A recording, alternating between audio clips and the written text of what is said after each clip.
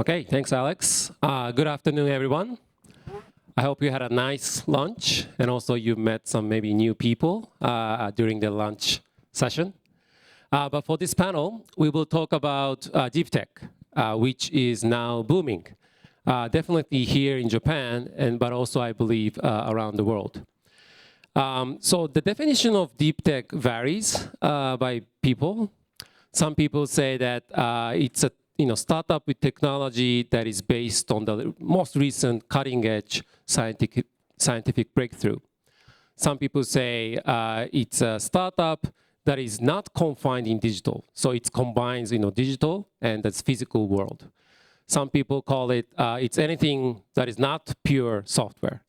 But whatever the definition of Deeptech is, the amount of investment that goes into Deeptech goes up and up year after year.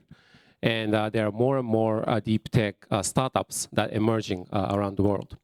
So for this panel, we will talk a lot on the Deeptech. And we have a very, very distinguished panelists today, each expert on a respective field. And we will talk about what they're doing and also how they view the current Deeptech ecosystem, either in Japan or other markets that they are working on.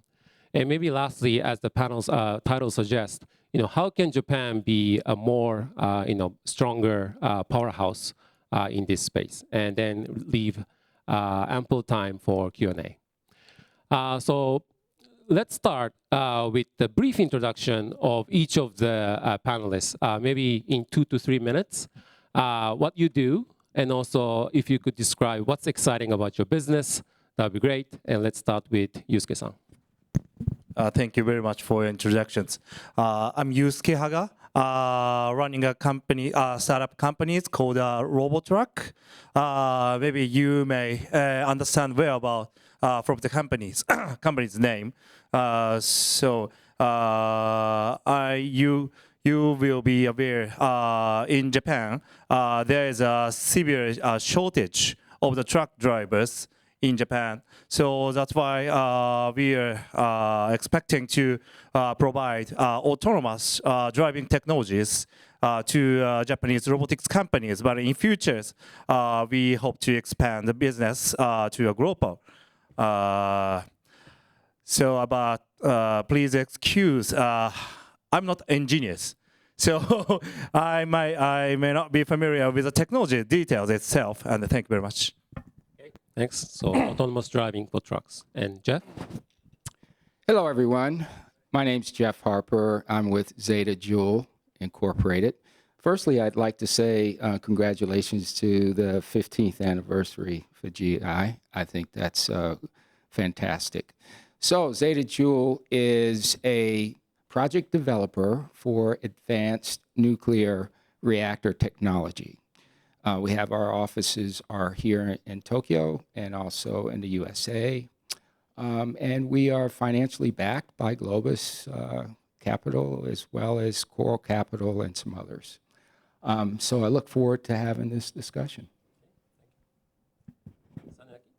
Okay. Hi, great. Thank you for having me in this session. I'm Obata, founder and co-CEO of Oceanic Constellations, OOC.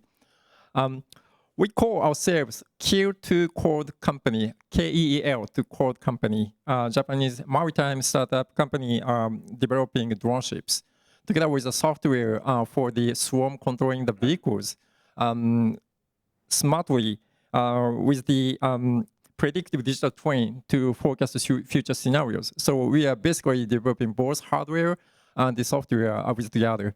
So by using drone ships, we are enabling our clients to constantly monitor the targeted ocean areas 24/7 for the surveillance purposes. And our drone ships are solar powered and they can work for more than 6 months on the water constantly.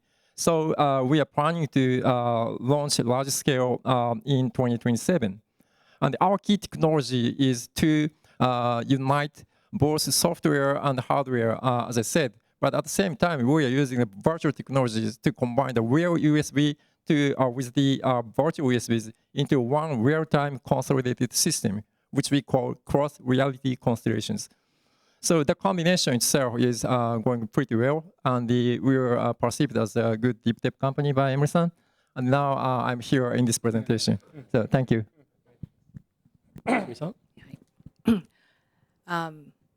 Originally, I wasn't coming from anything, I wasn't related to any of these, smart deep tech people. Persol is the company our family started. My role was to build the Persol U.S. Subsidiary from ground up. We're based in California, servicing tech startups in Silicon Valley, backed by VCs and private equities. As I was working directly with the tech companies, I came up with the idea, AI first platform business 10 years ago, where we match job seekers and the hiring companies via AI machine learning. That kind of led me to co-found AI Institute at Harvard Business School. And then through this AI Institute, we've been focusing on AI, of course, research and development, but at the same time, leadership, education around AI and machine learning. And also, I'm a chair of Shinohara Foundation. Through this nonprofit organization, we're trying to optimize Japan's productivity, through AI and technology, as well as the happiness and well-being of Japanese people. Great. So each of them are, working on very exciting stuff. So I want to go a little bit deep dive on what you do and what's the latest in your field. And maybe I'll mix it up with, I'll ask Jeff first. So you've been in the energy industry for many years now. And, what's very exciting about Zeta Joule, and what's the latest in the nuclear, energy field? So the nuclear industry has gone through so many changes over the years. I've been in this business longer than I care to admit, some 30 plus years. This is the most exciting time ever as far as nuclear energy. If you think about it, the current nuclear facilities are, I would draw an analogy to a mainframe computer. And so now, who's using mainframe computers? We're all using smartphones. And so we're on really the verge of commercializing the smartphone analogy in the nuclear industry. And what does that mean? It means that not only can these so-called advanced nuclear reactors produce electricity, but they can also produce process heat. And if you look at the energy consumption globally, at least in the United States, 80% of the power is heat, right? You're talking about process heat for chemical and oil and gas, transportation, et cetera, et cetera. And so there's projections of, couple $1 trillion market.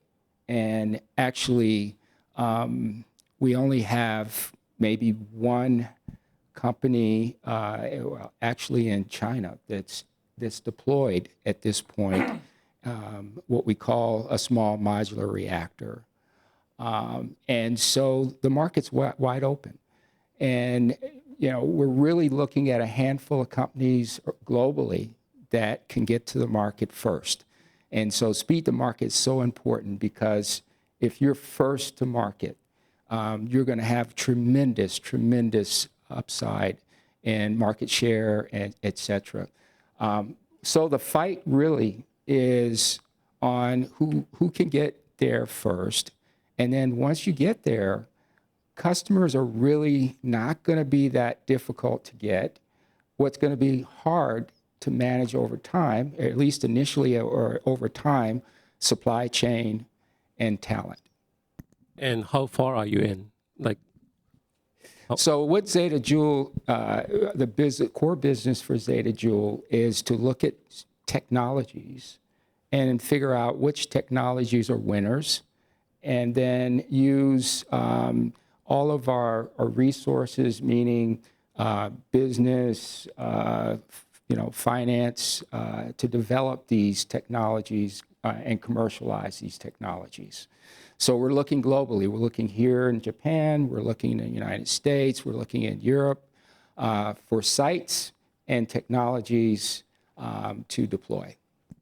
Great. And Obata-san, I also want to get the latest about the ocean drone technology.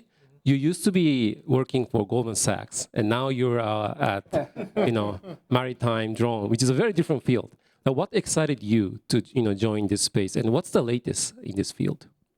Okay, so making a very long story in short, because it's like 20 years of history. But the single point of why I'm here in the maritime industry is the biggest chances here. Of course, there are very much limited competitors in this field because of the nature of the industry itself. So maritime industry itself is closed for the recent years. Even in the last couple of years, some companies try to get into the maritime industry with the drone ship structure, but most of the players are struggling now because of the very much strong fishery right framework or the closed colony type of relationship inside the industry. So the industry proposition is very much a little bit closed and not like the startup community. So based on those kind of situations, we need to be aware that how we can be penetrated into the old world of the ship industry. So the exciting moment is we are now penetrating into the old shipyard and the ship industry. And we got very much good excitement from them of overlapping our brand new drone ship technologies, mingling into their old-fashioned but very strict shipbuilding technology. Because in the former sessions, some people said that the U.S. is no more making ships with the 0.2% of the global ship production rate. But as far as I know, Japan is the third runner running after the China and the South Korea. And we still have the shipbuilding technology here in the country. So I think this is the last time for Japan to keep the supply chains or the players inside the industry. So we can be the one clue or solution to get it renewed with the most advanced technologies, with using the drone technologies or some other, including we're using the telecommunication technology because we are making a telecommunication machine itself too. So those kind of mixture of the old and new things are now becoming very much getting traction by us. So that's the most exciting reason for me to stay in this industry.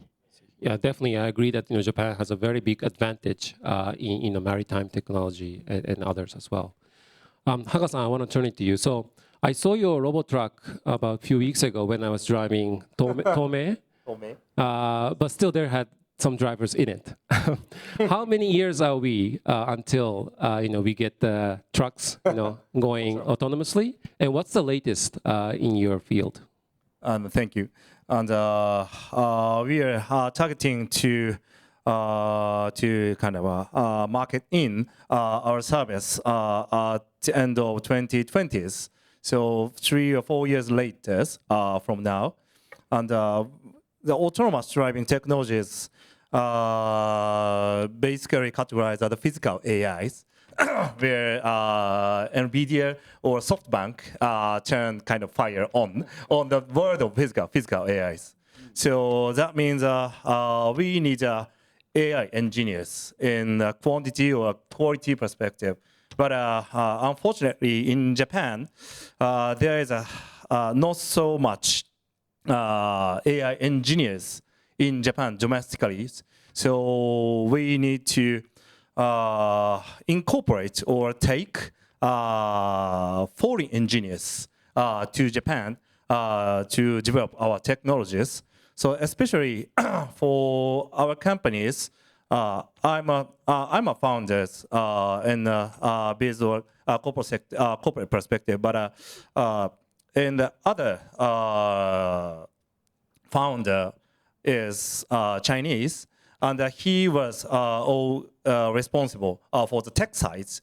So we are leveraging his engineer network from US or China, from China, and taking to Japan, and we are now developing our technologies. This is one of a good example to incorporate the Japanese powers and the external power, especially in the US and the China's perspective, China's people, engineers people. This is one of a good practice for us. And Yoshimi-san, I know you're not from Deeptech, but you are in the US. You are doing the AI initiative, and also you are observing these, deep tech space from abroad.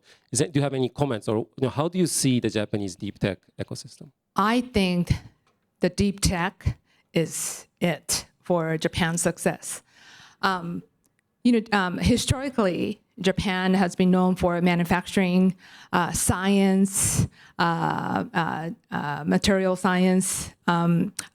Just recently, like a week ago, there were 2 Nobel Prize winners from Japan. Until between year 2000 to 2024, the number of Japanese Nobel Prize winners was world number 2 after United States. There were patents classified more than 300,000 IP patents registered in Japan in year 2023. That number, again, was the really large number. It was world's 8.2%. So apparently, I think a lot of people don't know, but the facts are there. Japan is really strong in science, manufacturing, deep tech.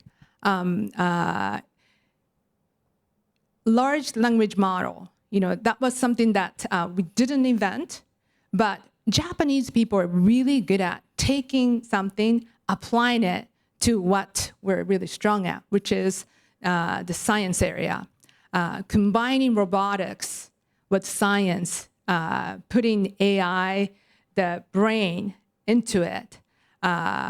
This miracle can be cooked by Japanese people the best.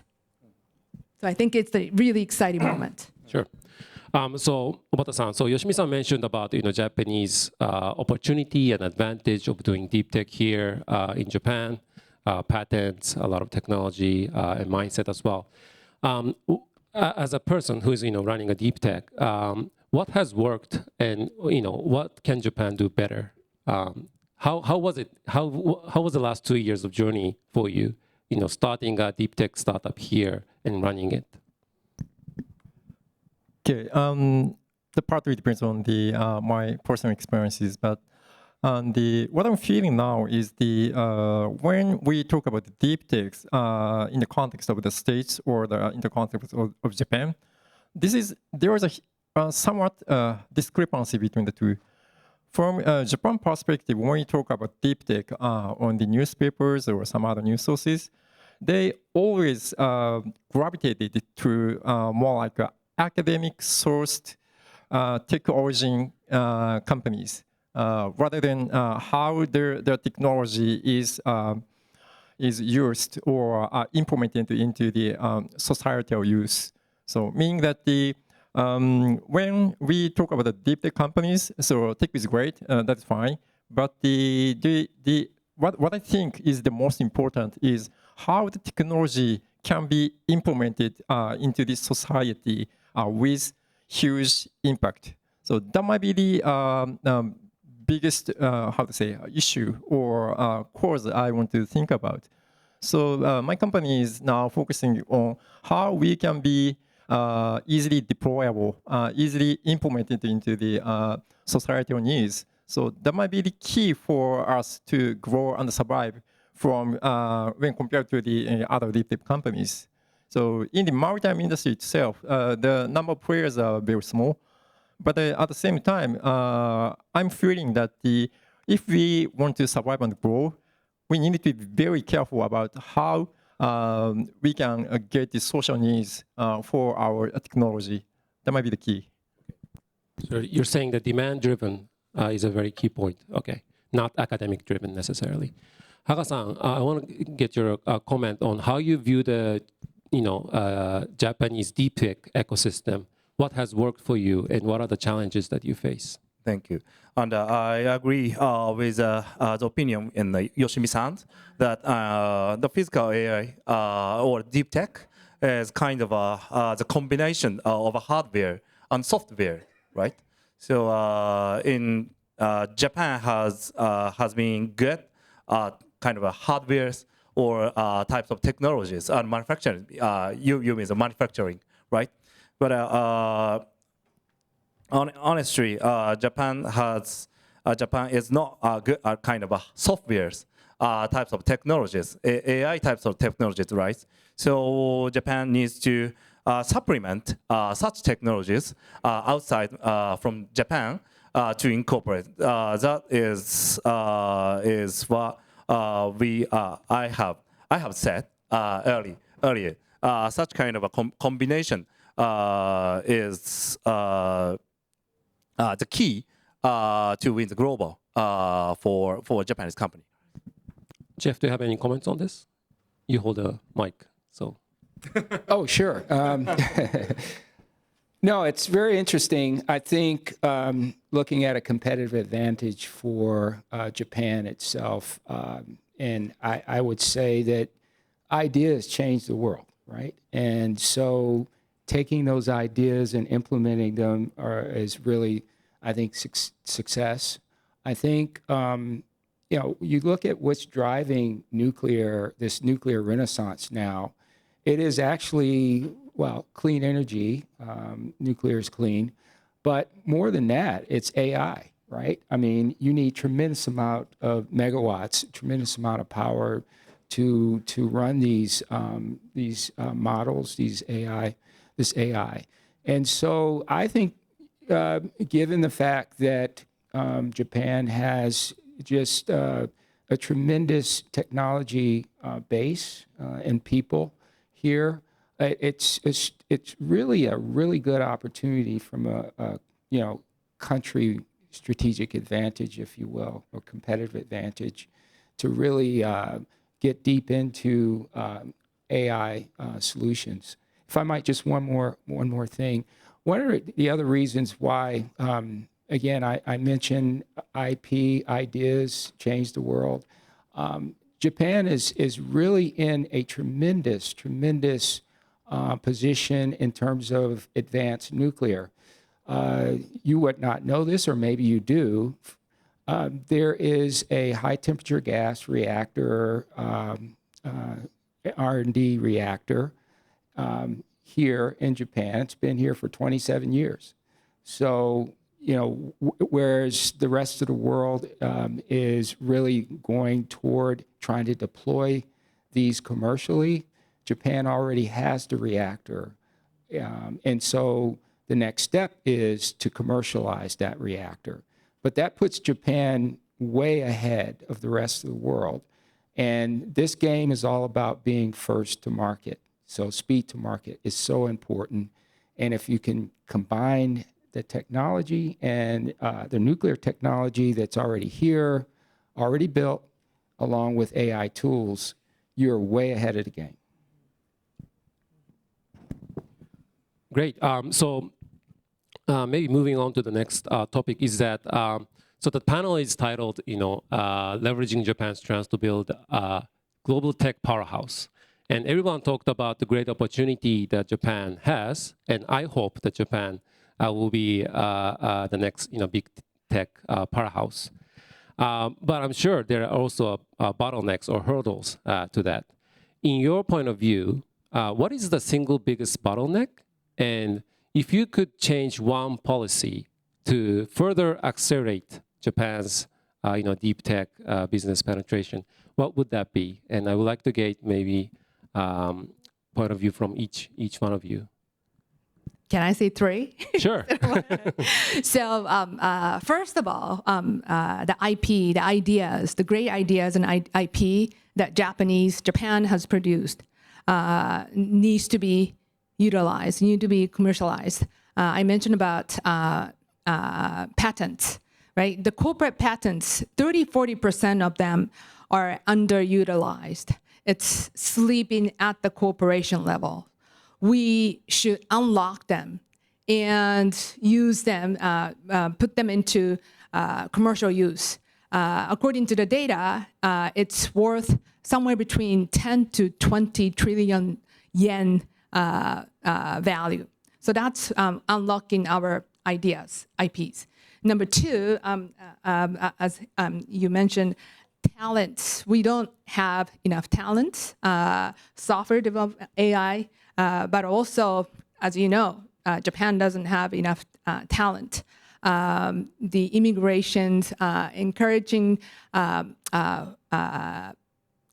talents, from overseas. I heard that there is green card, accelerated green card for talented foreigners, which only takes a year rather than 10 years it used to be. That should be publicized more, utilized more, or accelerate more. We should utilize more talent from overseas. And number three, I lost my chain of thoughts. Okay. Go ahead. Yes, three. All right, so I'll be the number three, Yoshimi-san. And the most and the only one thing I want to say is the strategic fund, like the Jack says, space strategic fund. I think we need some kind of governmental strategic fund for deep tech startups, not only for the industry specific or tech areas specific ones. We need a much broader one, which is focusing on the demand issue. What is the needed for the society, and what are the expected startup companies in the field? So the good thing, it's working on the Japan JAXA's Space Strategic Fund that produced a couple of listed companies here in Japan. And there are another 50 companies are going after. So with only, not only, but with 1 trillion yen, which is the $5.7 billion of the fund, produced that impact into the society as a Japanese space industry. How come we cannot do the in the other industries? I think we can do the similar stuff in the other industries. So I may want to emphasize that we need some kind of strategic fund, including the maritime industry, or for the moreover to the startup industry itself. I'm curious, should that fund focus on a certain sector or more deep tech in general? And at what stage do you think that fund should invest? The thing is focusing on the deep tech itself, bridging the startup and the old established companies, focusing on the bridging the two. That might give the biggest impact to the both of the startups and the sizable old companies. I see. So it's like not the very seed stage, but later stages, you mean? Things that are kind of middle stage to later stage, maybe? Late stage, okay. Okay, thank you. Jeff? Yeah, I'm not an expert at Japan, but I can say what has worked fairly well in the States. Most entrepreneurial companies have issues with access to capital. And so having said that, one of the things that seems to work would be public-private partnerships. So somehow working with combining industry as well as government to move the needle in terms of these companies. So they have cost share arrangements with companies. So for example, if you've got a startup, the government would give you maybe a grant for 50% of your cost, and then some kind of tax incentive to help you team up with a major corporation, and that way you have a three-way, let's say, shared risk and upside, if you will. So for the government. So I think, I'm not sure if that happens here in Japan, but I know that one of the things that is really, really important for entrepreneurs and these companies is to get to the market fast. And whereas the government may not want to pick winners in a given industry, so the compromise for that would be public-private partnerships. And in some cases, they may want to pick winners and fund these companies. Can you give us some examples of that public-private partnership that worked really well in the US or somewhere else? Yeah, sure. So there was about 6 years ago now in the nuclear industry, what's called the ARDP. So basically, the company I used to work for at that time raised $1.2 billion for their project. So they had to match that $1.2 billion that they got from the government. And that really made them popular. You had a lot of companies, major corporations that wanted to come in because, of course, at that particular time, their risk profile was obviously less since they got that funding. Okay, and I will give you a different aspect of view. If I can change something, so I strongly insist on the kind of a change of mind, especially in the Kasumigaseki people. Means I'm running a company for autonomous technology, right? And maybe most of you know Waymo. Is in US, they already commercialized the service in US, right? But and most of you may have seen in Tokyo running a Waymo car in Tokyo, right? But they cannot start the service in Japan due to a different kind of a process of safety in Japan. And even though they have shown kind of a technology progress in Japan, in US, but they cannot start in Japan because people in the bureaucrat Kasumigaseki is kind of a tend to kind of a fear kind of a failures and they are totally afraid of criticism from people living in Japan. That's why they may kind of set kind of a stage to prove safety in Japan, not in US, but in Japan. And we may face the same kind of barriers in Japan also to begin our service, autonomous technology in highway also. So that's why I hope to Deeptech is sometimes happen kind of failures. Of course, even Tesla or even Waymo have had an accident in US, but they have kind of grown up to commercialize in US And Japan also needs to have such the similar types of mind. Don't be afraid of failures. Don't be afraid of criticism by people.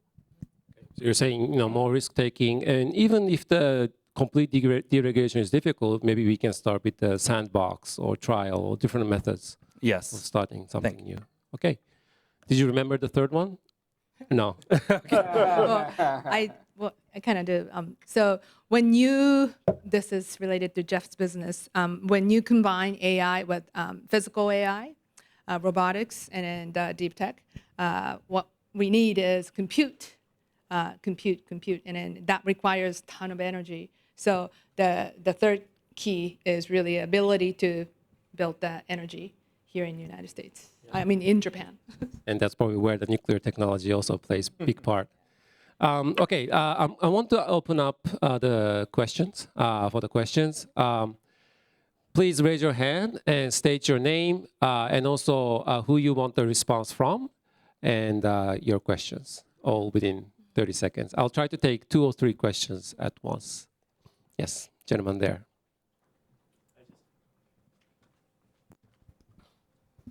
I'll do it quick. So for Shinha-san, the question is 12 trillion worth of patents value sitting in Japanese companies by Elon Musk abandons the idea of patents. What do you think about that?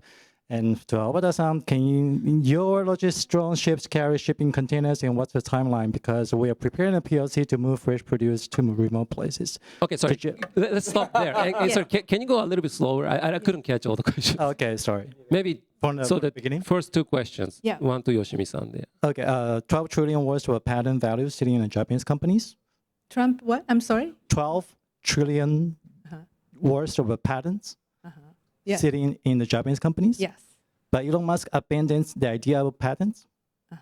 So what do you think about that in terms of innovation? So Elon Musk, he gave out the patents for EV for free.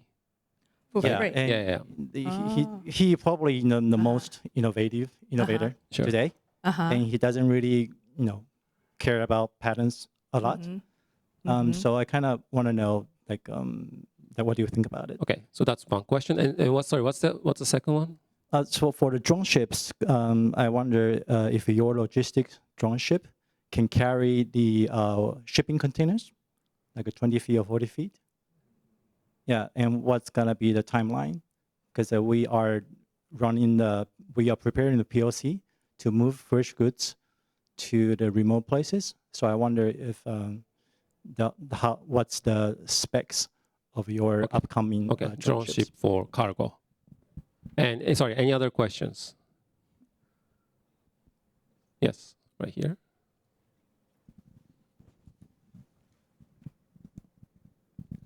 Yeah, I want to ask about the robot truck. Do you use your LLM cloud in using internet or offline? Because it matters when sometimes the internet is off and it's become disaster if you are driving and things, and that's all. Okay. And sorry, last question from Jorge. Jorge Calvo, Deputy Dean. So according to the Innovation Index 2025, Tokyo, Yokohama is the second hub innovation worldwide. Is any connection to be a global tech powerhouse in deep tech? What are the reasons behind of this? Okay, so let's from your question. The unused patents, since it's sleeping, it's there, we should take advantage of it. So that's one idea. But then Elon Musk, even if you don't register your IP for patent purposes, as long as it's utilized, it's making the world better, it's good, right? So why do you register for patents if you are not, that patent itself is not doing anything? So, 2 different things, but yeah, if you apply and then get registered for patent, that's good. But then I think it's important that takara no mochigusare, if it's just sitting there, it doesn't do anything. Make a good use. And then once you make a good use, whether you have patent protected or not, I don't think it's really, what really matters is making a good, good for the world, for the society. And the drone cargo ship? Okay, so the first answer is we are currently not using drone ships for cargo missions because we are managing the small size USVs, not for transportation. If we include the transportation mission, that will require so much burden for the registration process. So we will be doing that in the future, but currently we are not doing that. So that's my answer. And for your question, think about the Japanese people in the conference. They won't raise their hands. They won't speak up. How to say exposure to the audience. But when you talk to the Japanese people, they always answer to you, right? To some expertise or their own will, or they want to show some contribution to you. That always happens in the marine industry. If we go around the old-fashioned companies and we ask for some help for technologies or facilities or some other manufacturing skills, they always say that they were waiting for a new one. So we are the newcomers to the industry, and they were waiting. So that might be the power of the tradition Japan, and they have skill. And as you said, Tokyo and Yokohama might be having that kind of assets. There are so many middle to small size companies waiting for the new demand to come. So we can be the first comer to do that, and having the wider relationship across the industry. So that can be happening in Japan. So that might be the powerhouse of Japan, I think. Okay, and we are of course considering to adopt some kind of AI technology, of course, and in the basic in autonomous driving technologies, we have the industry have a two-way. The one is a kind of a rule-based technology, autonomous technology. That kind of a technology adapt in the Waymo, and we also, and us also. And the other one is a kind of a AI types of technology called end-to-end technology. And the Tesla is also adapting such kind of way. So the main difference is AI will perceive the signal, the sensors, and the AI will control or not, or rule will control the technology or not. And in the Japan, basically Japanese government says AI judgment is kind of some types of a black box. So cannot specify that if we have an incident, so we need to monitor what was a failure, what was a background failure. But AI sometimes cannot show the way to control, right? So in Japan or in the world, sometimes rule-based technology is now in the main trend. But in the future, AI types of AI-driven types of technology will be a big trend in the 5 or 10 years time frame. Let's do another round of questions. Yes, over here. This is Waichi Sekiguchi, MMRI, a Japanese IT research firm. I have a question for Mr. Haga especially. And I think you worked for SkyDrive.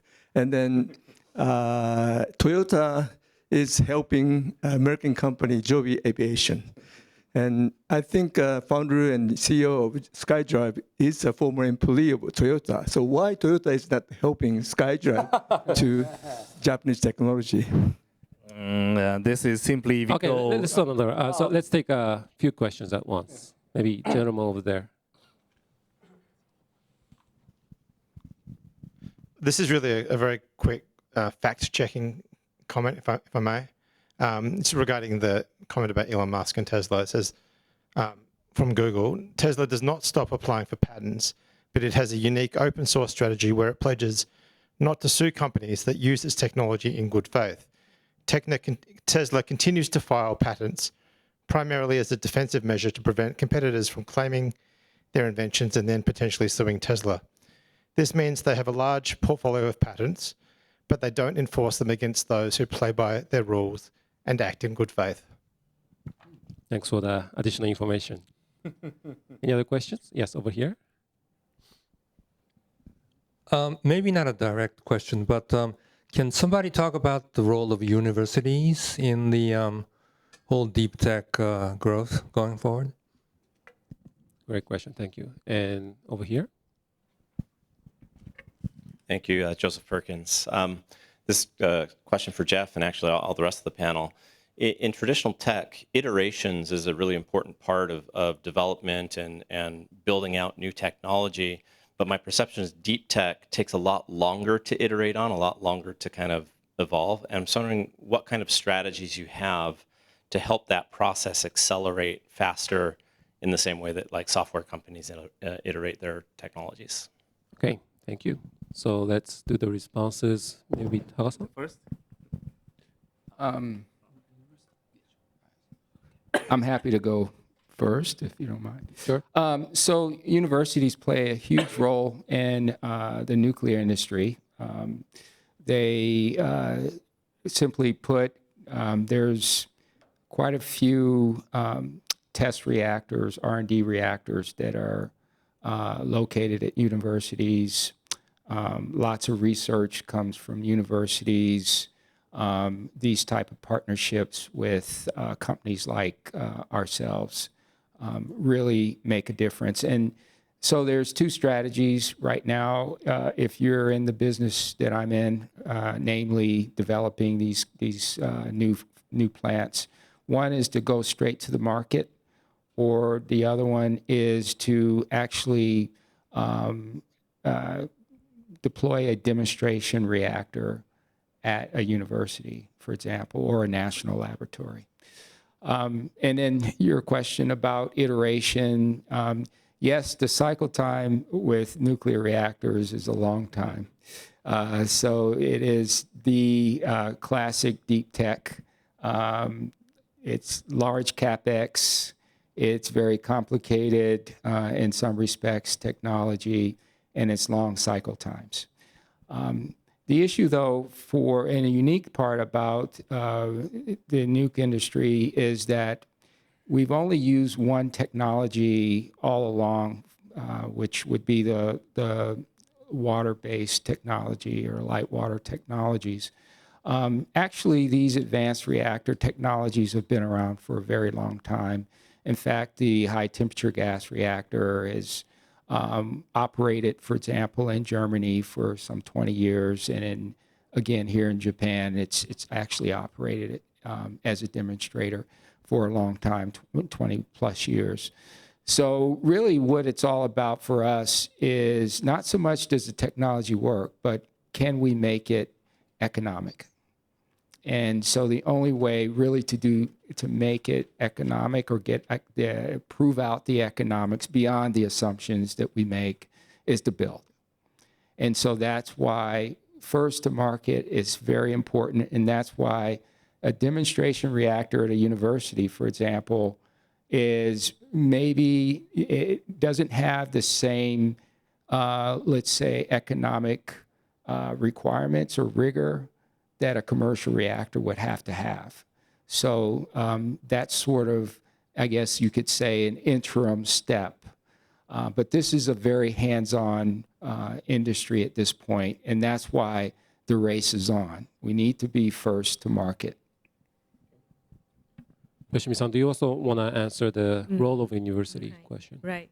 So for a long time, higher education has been criticized because you don't learn practical skills. And practical skills are mainly hard skills to program something or how to use Salesforce, stuff like that, right? Yet, those are, we're living no-code society now. And Salesforce and other applications, they're becoming old, and then everything is becoming more natural language based.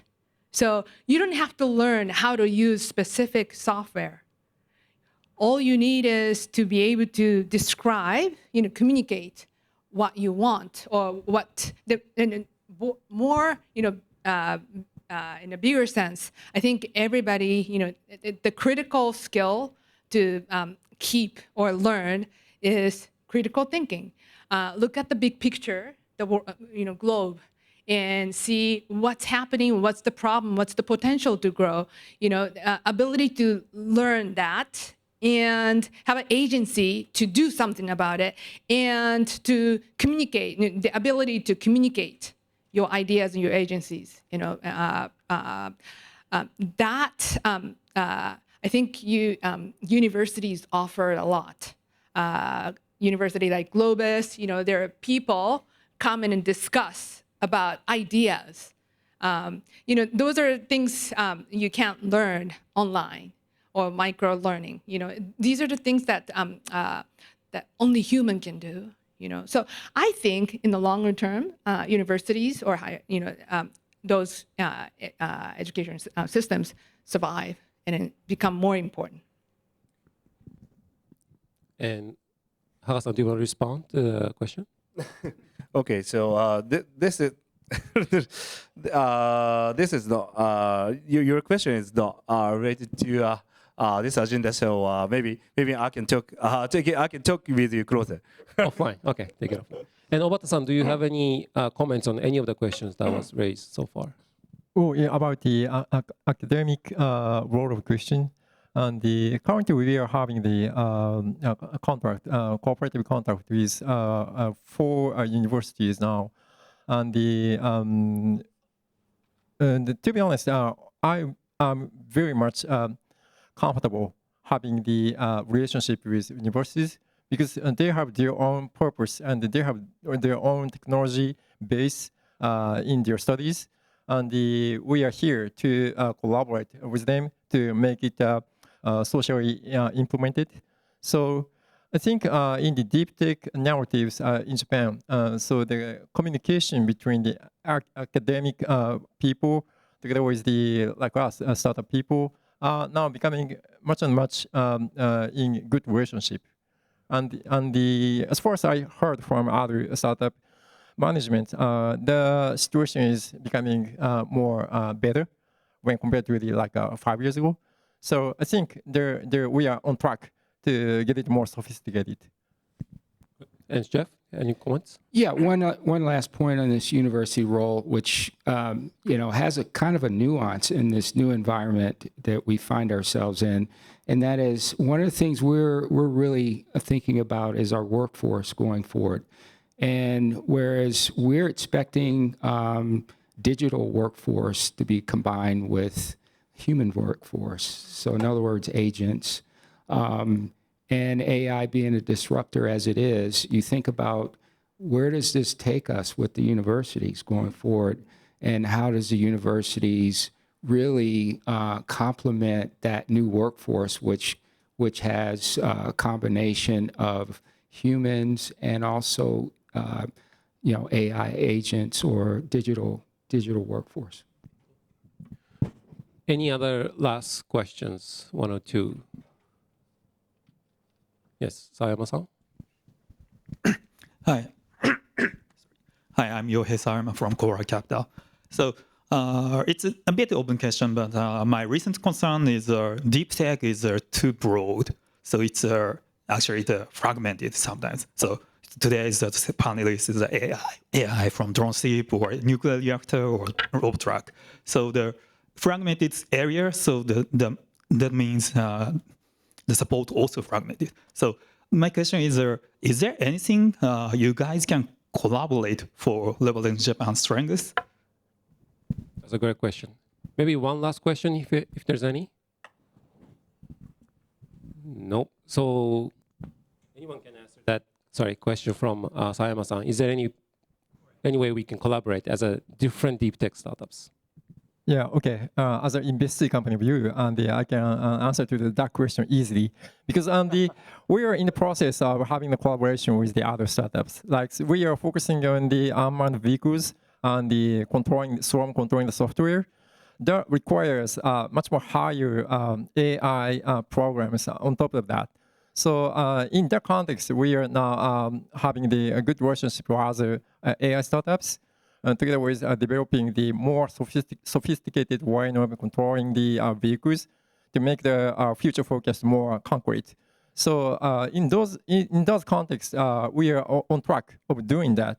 And some of the other similar companies, like not in the maritime industry, but the other UAV industries or UGV industries, they are thinking the similar stuff. So the good thing is there is as long as there is a strong societal demand for collaboration between AI and unmanned assets, that may happen. Can I? Yeah. So building the ecosystem, horizontal ecosystem is really meaningful, I think.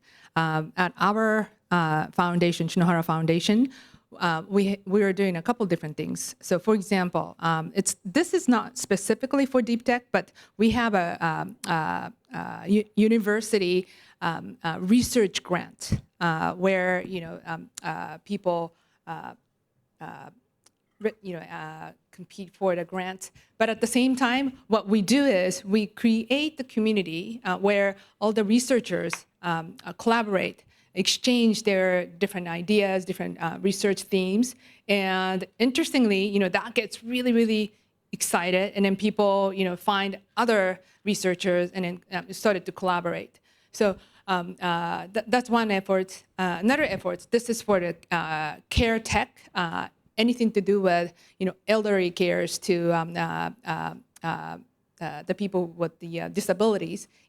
There's a technology contest that we're running, and we're connecting those people who have that ideas or IP with VCs, the corporations who are thirsty for new ideas to productize.